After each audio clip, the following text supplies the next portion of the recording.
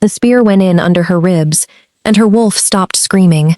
Not slowly, not the way a thing dies, like a door closing in a house with nobody left inside it. Marin Dunlow was 22 years old, standing in snow up to her knees, and she did not fall. Behind her, close enough to see, lay the valley, where every pup in Ironmore was sleeping. In front of her, the north came on through the dark, in numbers nobody had ever counted properly. 90 wolves had come out past the border with her 3 nights ago. 11 were still standing. She reached down, took hold of the spear, and pulled it out of herself. Somewhere in the northern line, a wolf howled. It was not a challenge. It sounded almost like a warning. She could not answer it. There was nothing left inside her to answer with, so she set her feet in the snow, bleeding, with no wolf and no voice, and nothing but her own 2 hands, and she did not step back. That was the last night any wolf ever feared Marin Dunlow. If that got you, tap subscribe and drop a like. And tell me in the comments where in the world you're watching from. Because there is something written in Ironmore's pack book that nobody has ever read, and when it comes out, every wolf in that valley will wish they had been kinder to her. 18 years later, she was on her knees in the great hall, scrubbing spilled wine off the floor while the whole pack drank upstairs to another woman. The North left on the 4th morning. That was the part nobody could ever explain. No surrender. No terms, no tribute, nothing asked for and nothing given. They simply turned around and went back the way they had come, and they never came back. Not that year, not the next, not once in 18 years. No raid, no rogue, no hunter crossed Ironmore's border. The elders had a word for it. Untouchable. They said it the way other wolves said prayers. They gave Marin the credit for about a year. Then it became clear she could never turn into her wolf again. Her body had healed the way all their bodies healed. Perfectly, completely. Every wound closed as though it had never been. Everything came back except her wolf. 18 years, and not one stir of her. Not one breath. Same face, same hands, same shoulders she had carried out to the border that night, and inside her, nothing at all. Wolves stop growing older once they finish growing up. So she stood in that hall, looking no different from Sela Wren, who had been born after the war. Only her age was different, and everyone knew her age. 40. No wolf, no mate, no pups. In the pack book, beside her name, in old Bracken's careful hand, Dunlow, M. No rank. And Garrick Rell, who had stood over the dead the next morning and told her that when it was all over he would marry her, stopped saying, when we would get married in the 2nd year. Then he started saying, when things settle. Then he stopped saying anything to her at all. She never asked him why. 18 years, and she never once asked. She was afraid of the answer. She heard footsteps on the stairs. She knew his weight on a floor the way she knew her own heartbeat. You don't have to do that, Garrick said. Marin kept scrubbing. Someone has to. I'll send one of the young ones down. They're drinking. He stood over her. She could see his boots and the hem of his gray coat, and she did not look any higher than that, because looking higher was something she had trained herself out of years ago. Marin. His voice dropped into the tone he used for pack business, and she hated it more than she would have hated shouting. You should have been told before I announced it. That was badly done. I meant to speak to you this morning. You didn't. No. A pause. There was a great deal to arrange. She wrung the cloth out into the bucket. The water had gone pink. 18 years ago, she had knelt in snow that same color so that he would still have a pack to lead. Is that all, Alpha? She felt him flinch at the word. Good. It was the only weapon she had left, and she used it carefully, the way you use a knife that is down to its last edge. You'll be looked after, he said. You have my word. I had your word before. The silence went on a long time. Things settle differently than we plan, Garrick said, and left. She scrubbed until the stone was clean, and the noise upstairs had thinned down to the last few drinkers. Then she sat back on her heels in the empty hall and let herself feel it for exactly as long as it took the water to go cold, which was not long, and then she got up. Sela Wren was waiting at the top of the stairs. She was very young and very beautiful, and she had her mother's habit of tilting her head when she was about to be kind. "Marin, you're still here." "I'm going." "No, I wanted to catch you." Sella came down 2 steps and lowered her voice, warm as a hand on the shoulder. "I asked Garrick to let you keep the border work. He wanted to give it to someone stronger. I told him it would break your heart to lose it." Marin said nothing. "You do still want it?"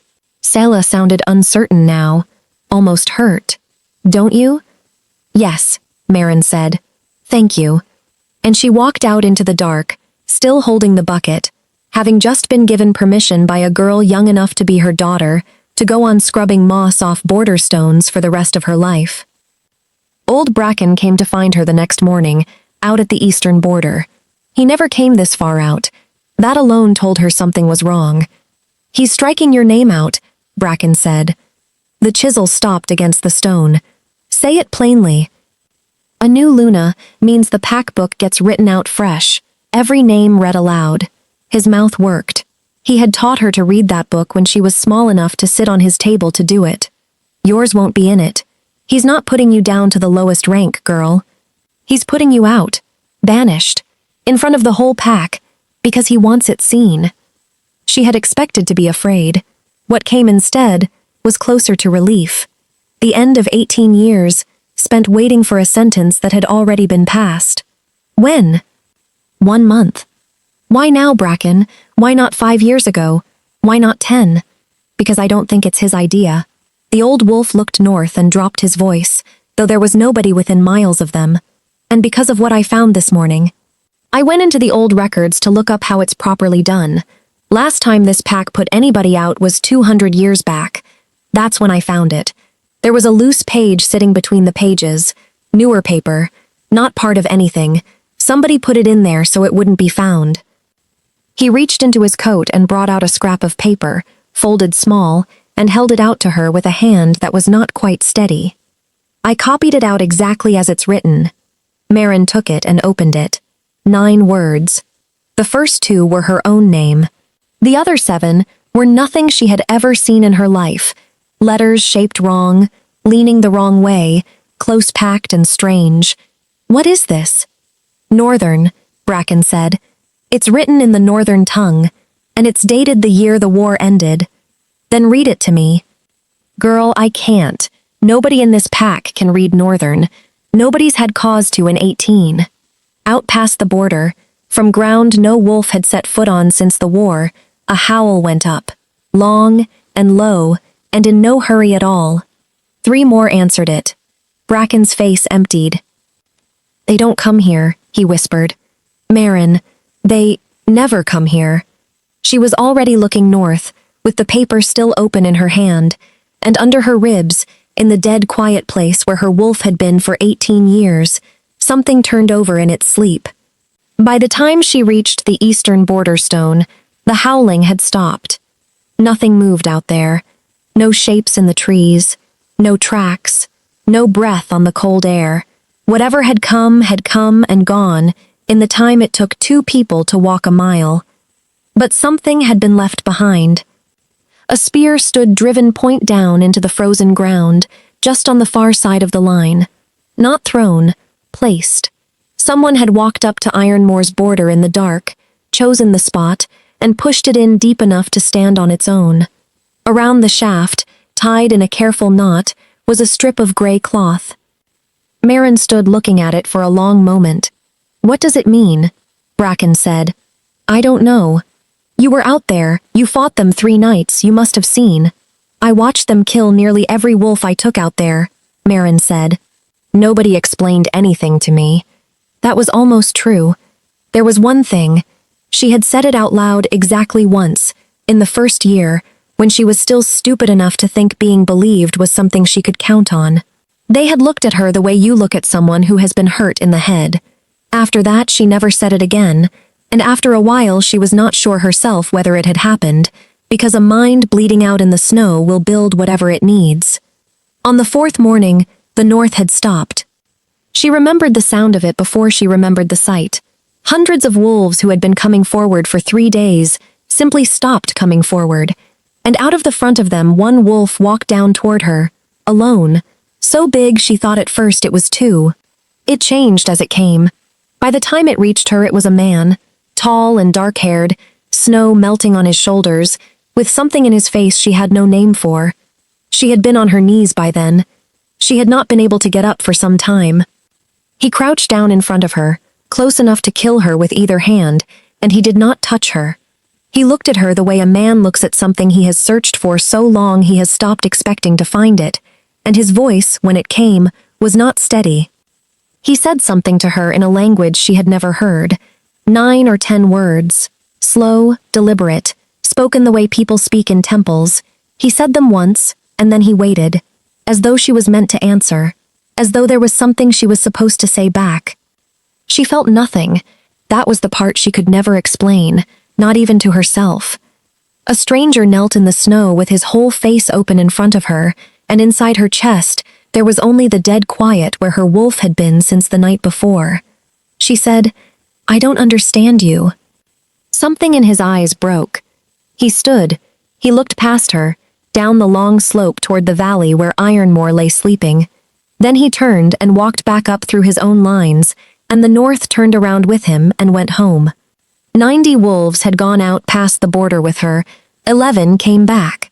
And now she stood at that same border with a folded scrap of paper in her coat, 9 words on it, written in a language she had heard spoken exactly once in her life. She did not tell Bracken. She did not know why she didn't. She only looked at the spear standing in the frozen ground, and at the gray cloth tied round it, and felt the cold come up through her boots. Back in the great hall it was warm, and Garrick Rell was in an excellent mood. Sella's father had come down from the Western Territory with half his family for the mating, and they had been drinking since noon, and the old man wanted to hear the story. Guests always wanted to hear the story. 3 nights, Garrick said. That's all it took. 3 nights and they turned round and went home, and no wolf of theirs has set foot on my land since. Come now. Sella's father was grinning. Nobody holds off the North in 3 nights. Ironmore did. With no terms? No tribute? Nothing signed? Nothing signed. Garrick spread his hands, pleased. That's how you know it was done properly. Beat a pack badly enough and you don't need paper. They understand you the first time. Down the table, Selah laughed. My father says other packs pay men to guard their borders, she said. Ironmore's never had to. Because they know whose land this is, Garrick said. That's what your father should be telling them. Ironmore doesn't need a treaty. Ironmore has me. There was a good deal of laughing then, and cups going round, and somewhere in the noise Sellah's father asked what had become of the she-wolf they used to talk about, the one from the war, the one who took the spear, and Garrick's face changed for less than a second before he smoothed it over. Still with us, he said. She's been given the border work. Keeps her useful. That was good of you. She's earned a quiet life, Garrick said. And he raised his cup, and the whole table raised theirs, and every wolf in that hall drank to 18 years of peace their alpha had not made, could not keep, and did not understand, while out at the eastern border, a spear stood in the frozen ground with a strip of gray cloth tied round it, and in the coat pocket of a woman scrubbing moss off stones, there were 9 words in the northern tongue, dated the year the war ended, and the first 2 of them were her name. The mating preparations began the next week, and Marin was sent for. Not asked, sent for, by a runner, at first light, while she was still pulling her boots on. Selah wanted the hall done properly. That meant the long tables scrubbed, the floor swept and washed, and the pack cup brought out and cleaned. The pack cup was the old one, the one every wolf in Ironmore drank from once a year on the night the pack was founded. Nobody had cleaned it in 18 years. Nobody had needed to. Marin had been the one to fill it every year.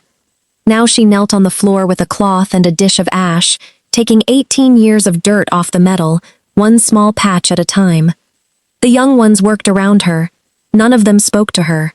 Every so often one would look, then look away fast, the way you do at something you have been told not to stare at. Selah came through at midday with her mother and 2 of her cousins.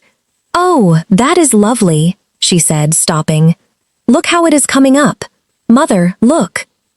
Her mother looked, and made a small sound of approval, and did not look at the woman holding it. "You have the touch for it," Sela told her warmly. "Honestly, I could not have asked anyone else. The girls would have chipped it in a day." "It is soft metal," Marin said. "You have to go slowly." "There you are," Sela smiled at her cousins. 18 years, and she still knows the trick of it. One of the cousins snorted into her hand. Sela turned, quick and sharp. "What?" "Nothing." "No, say it." "I only said," the girl was going red now. "She has been cleaning that cup longer than I have been alive." The silence lasted slightly too long. "That was unkind," Sela said. "Apologize to her." "Sorry." "Properly." "I am sorry, Marin." "It is all right," Marin said, and went on cleaning, and understood exactly what had been done to her. It was not the cousin. The cousin was nothing. It was being defended, in front of everyone, by a girl of 18, the way you defend a lame dog somebody has kicked. Sela squeezed her shoulder on the way past. "Do not mind her," she said. "She does not remember the war either." That night Bracken sent for her, and she found him in the room where the pack book is kept, and he had not slept. She could tell from the doorway. "I have been on it for 3 days," he said. "Sit down." He had the old records open across the table, and beside them, a stack of loose paper covered in his own small writing. "That page I copied for you. I could not read it, so I went at it the other way. I went looking for what was happening in this pack the week it was written." He tapped the book. "The year the war ended, 12 days after the North turned round and went home. Garrick's father was still Alpha then." "I know that." "You do not know this." His finger moved down the page and stopped. "That day, a northern wolf came to our border. It is written here in his father's own hand. A rider from the north, received at the eastern stone. One line, nothing more. No council called. No terms written down. No answer recorded." Marin looked at the line. 6 words, sitting in that book for 18 years. What did he want? "That is what I have been trying to find out for 3 days, and there is nothing, girl." Not a word. Whatever that wolf came to say, it never went into this book. Bracken sat back. "And here is the part I do not like. Whoever hid that page could write Northern. The only wolf standing at that border when the rider came was Garrick's father, and he has been dead 11 years. Marin sat very still. "There is one more thing," Bracken said. "That page is not a note. It is not a message. I have copied out enough writing in 60 years to know the shape of a thing when I see it." He pushed the scrap across the table toward her. "That is the shape of an agreement." 4 days later, she was working alone at the northern border when he came. She heard him before she saw him. A wolf, running easy down the slope, gray and long-legged and bigger than anything Ironmore had bred in her lifetime. He stopped just short of the border. There was a bundle of clothes gripped in his jaws. Then he shifted and stood up as a man and dressed himself without hurrying, as though he had all the time in the world and knew nobody here would touch him. He was young, not much past 20. "I have a question for your Alpha," he said. His way of speaking was strange, but the words came out clear enough. "Where do I find him?" "Down in the valley. Follow the stones." He nodded. Then he stopped and looked at her a moment longer than he needed to. At her hands, at her face. At the border stone beside her with the mark half cut back into it. "You keep this border?" "I do." "Then you will do." He straightened, and his voice changed, and the words came out the way words come out when a man has learned them by heart and said them many times before. "My lord asks after the one who holds the oath. He asks whether she still stands with this pack. He asks it plainly, and he would like a plain answer, because 18 years is a long time to ask a question and be told nothing at all." The cold went straight down through her. "What oath?" He looked at her again. At the tools, at the dirt under her nails from the pack cup, and something in his face closed like a door. "That is not for me to say to a woman cutting stones," he said, not unkindly, and went on down toward the valley. She stood there a long time after the sound of him was gone, And then, under her ribs, in the dead quiet place where nothing had moved in 18 years, something opened its eyes. The messenger came back up the valley an hour later, and he was not walking slowly anymore. Marin watched him come. He stopped at the border where she was still working, and this time he did not shift, and he did not speak. He simply stood there in his own skin with his jaw set, looking at her the way a man looks at something that has gone badly wrong and is not finished going wrong yet. "What did he say to you?" she asked. "Your alpha," the young wolf said, "told me that no such person has ever lived here." Then he turned and ran north, and he did not stop running, and he was over the far ridge before she had drawn 3 breaths. Founders' Night came on the first hard frost of the year. It was the one night in the year when the whole pack came together in the hall and drank from the pack cup, the way Ironmore had done since the first wolves settled that valley. The cup stood on the Founder's Stone, cleaned until it caught the light, and Marin stood 3 steps behind it where she had stood for 18 years, waiting to be told to pour. Garrick did not tell her to pour. He stood with the pack book open in his 2 hands and read out the name of every wolf in Ironmore, one after another, and each one answered as their name came. It took a long time. It was meant to. Sella stood beside him in a pale dress with her hair down, and her face was perfectly kind all the way through. He came to the end of the book and closed it. Marin waited. Somewhere in the middle of the hall somebody worked it out, and the understanding moved through the room like wind moving through a field. Her name had not been read. "Marin Dunlow," Garrick said. "Alpha, you are not of this pack." The hall went completely silent. He said it the way a man reads out the weather. There was no anger in it, and that was the worst part, because anger would at least have meant she still mattered enough to be angry at. "You have no rank," he said. "You have no wolf. You have given this pack no pups, and you will give it none. You are not in the book, and a pack that carries what it cannot use is a pack that dies slowly. You will be gone from Ironmore land by moonrise." Nobody moved. Nobody spoke for her. She looked out at them. She knew every face in that room. She had held the border for the parents of half of them and the grandparents of the rest, and not one of those faces would meet her eyes. Not from shame, she understood suddenly. From embarrassment. She had become a problem the pack was finally getting rid of. Bracken stood up at the back. "Sit down, old man," Garrick said, without looking. Bracken sat down. Marin stepped forward and took the cup off the Founder's Stone and filled it to the top, because it was hers to fill, and nobody had ever taken that from her, and she set it down in front of the Alpha of Ironmore, with her hands as steady as they had been the night she pulled a spear out of her own body.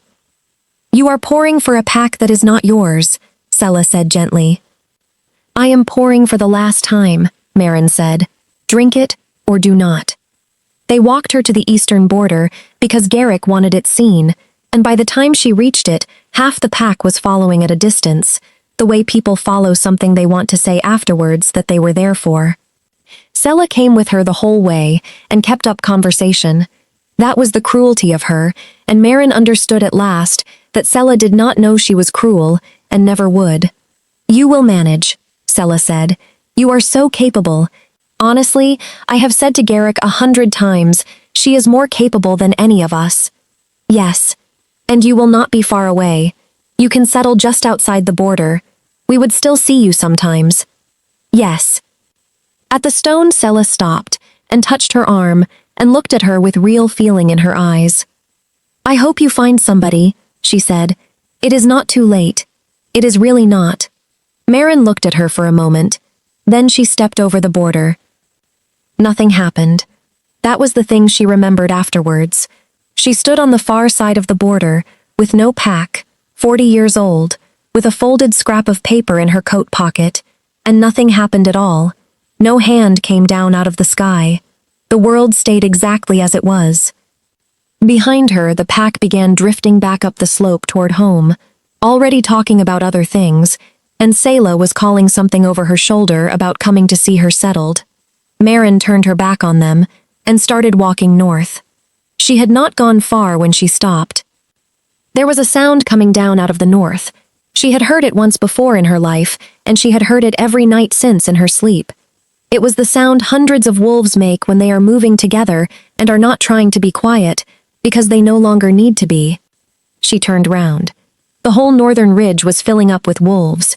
They came over the top in a line that ran east to west as far as she could see in the dark, and they came without hurrying, and they stopped along the ridge and stood there looking down. There were more of them than there had been 18 years ago. On the slope below her, the pack turned round and saw it too. The screaming started right there in the open, 100 steps from where she stood. She watched them come apart. She watched wolves who had not met her eyes an hour ago run past her without seeing her at all. She watched mothers grab hold of their children. Somebody went down in the frost and was stepped over. Down in the valley, the alarm bell started ringing and did not stop. And Maren Dunlow understood, standing outside a border that was no longer hers, that she had walked across that border, and that something had gone across it with her. One wolf came down off the ridge alone. He came down the long slope at a walk, huge and gray-black, and the northern line did not follow him. Not one of them moved. He came all the way to the bottom, and he did not go toward the valley, and he did not go toward the gates. He came to her. 10 steps away he stopped and shifted, and stood up as a man, tall and dark-haired, and Maren looked into a face she had last seen kneeling over her in the snow 18 years ago. He had been looking for her the whole time. She could see it. It was written all over him. "There you are," he said, in her own language. For a long moment Maren could not say anything at all. "You speak my language," she said finally. "I learned it." He said it simply. "It took me 2 years. I did not want to say it wrong when I found you." 18 years. 18 years, he agreed. "My name is Torin Maddox. I lead the North. I have sent a wolf to this border every year since the war, and every year I have been told the same thing, and every year I have chosen to believe it, because the alternative was to come down here myself and find out." Something moved in his jaw. "This year the boy came back and told me you did not exist, and I knew that was a lie, because if you had died, I would have felt it." "Felt it?" she repeated. "Yes." She took the folded paper out of her coat and held it out to him. Her hand was not steady now. "Read this to me." He opened it. He looked at it for a long moment, and when he looked up, his face had changed. "Where did you get this?" "Hidden in our pack book. Written the year the war ended. Nobody here can read it." "No," Torin said quietly. "They could not read it. But one man knew what it was, because I stood at that border 12 days after the war and told him exactly what it said, and I watched him write it down." He turned the paper so she could see the words, though they still meant nothing to her. "It says, 'Maren Dunlow lives, the North does not come.'" The cold went through her from the ground up. "That is the whole of it," Torin said. 9 words. That was the agreement. I stopped a war I was winning because I saw you standing in the snow, and my wolf knew you, and you did not know me, and you could not, because your wolf was already gone. So I made the only arrangement I could make with a woman who could not answer me. I told your Alpha's father that the North would never cross this border again while you belonged to this pack. He looked down toward the valley, and he hid it, and told nobody, and took it with him when he died. Maren looked at the ridge full of wolves and the valley below it, and understood the whole shape of her life at once. "They threw me out an hour ago," she said. "I know. So the agreement is finished." "The agreement finished the moment your foot came over that border," Torin said. "It did not break. It ended, exactly as it was written." Garrick came back up the slope with 20 wolves behind him, against the run of his own people going the other way, and stopped some way short. He looked at the ridge. He looked at the man standing in the frost beside the woman he had thrown out an hour ago. He did not understand any part of what he was seeing, and it showed on him, and every wolf close enough to see his face knew it. "You are on my land," he said. "State your business." "Your land," Torin said. "That is the first true thing anyone here has said to me in 18 years. I asked you your business. You have had my business every year since the war." Torin did not raise his voice. He did not need to. "I have sent a wolf to that border once a year, For 18 years to ask one question. Every year your father answered it, and then you answered it, and every year the answer was the same. This year your answer was that she has never lived here. Garrick's eyes went to Marin, then back. What question? Whether she still belonged to this pack. Torin held up the folded paper. There is an agreement between the North and this valley. 9 words. Your father wrote them down 12 days after the war ended, with me standing in front of him, and then he hid the page inside your pack book where nobody would ever find it. It says, Marin Dunlow lives, the North does not come. The sound that went through the wolves on that hillside was not a gasp. It was lower than that, and worse. That is a lie, Garrick said. Your own keeper found the page. Ask him. Every head turned. Bracken, at the edge of the crowd, said nothing at all, and his silence was louder than any answer. Marin watched the truth arrive in Garrick's face. It came slowly, the way water comes into a boat. I stopped a war I was winning, Torin said, because I saw her standing in the snow, and my wolf knew her, and she could not know me, because her wolf was already gone. Everything you have had since, every quiet year, every night your pup slept safe, every border nobody crossed, you had because of her, and you did not know it. Your father never told you. He tilted his head. Did you never wonder? Not once. 3 nights and hundreds of wolves turned round and went home. Did you never lie awake and wonder why? Garrick's mouth opened. Nothing came out of it. Then it is my father's agreement, he said at last, and it came out badly, and he heard it come out badly. It was made with Ironmore. It came to me with the pack. It stands. It was never made with Ironmore, Torin said. Ironmore was only where she happened to live, and it ended the moment her foot came over that border. It did not break. It ended, exactly as it was written. Then fight me for it. No. You are on my land. I will not fight you, Torin said. A challenge is a thing between equals, and you are not my equal, and I will not do you the honor of pretending otherwise in front of your own pack. He turned away from him entirely, which was worse than anything he could have said. It is not mine to decide in any case. It never was. It was hers from the start. And every wolf on that hillside turned to look at the woman who had filled their cup that same night. Marin stood in the frost with the paper in her hand. Sela was crying. Half the pack was crying. Somebody at the back called her name, and then somebody else, and then a dozen of them, all the voices that had gone silent in the hall. She let them call for a while. Bracken. The old man pushed his way forward. He will read those 9 words out to the whole pack, she said, nodding at Torin, and you will write them into the book exactly as they are, and underneath them, you will write what was done here tonight. All of it. It stays in that book for as long as the book lasts, and every pup born in this valley will read it. Yes, girl. She turned to Garrick. The North will not come, she said. Not for you. For the pups who had no part in this, and for the ones too young to know what their parents did. Her voice did not rise. But you will stand up in that hall on Founders' Night and tell them the truth. All of it. Every year. Say it out loud in front of them until you are sick of the sound of it. Marin, that is my price. There is no other. He said nothing. There was nothing left for him to say.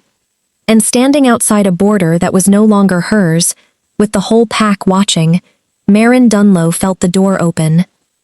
Not the mate bond, not him, her. 18 years of dead quiet under her ribs, and something in that quiet had been listening the whole time, and it heard her speak, and it came. It came up through her like water breaking out of frozen ground. She went down on one knee in the frost with her hands in the dirt and her breath coming out of her in white clouds, and behind her the entire northern host put their heads back and howled, and she did not hear it. She was busy. She shifted for the first time in 18 years, in front of every wolf who had watched her be thrown away, and she was silver, and she was enormous, and she was not old at all. She did not go back down. There was a border stone at her feet, the eastern one, the one she had cut and cleaned and cut again for 18 years. She looked at the mark on it, her own work, her own hands, done over and over for a pack that let her do it, because it kept her out of the way. She left it exactly as it was. She did not scratch it out. She did not touch it at all. Let it stand. Let every wolf who walks that border see it, and know who kept it.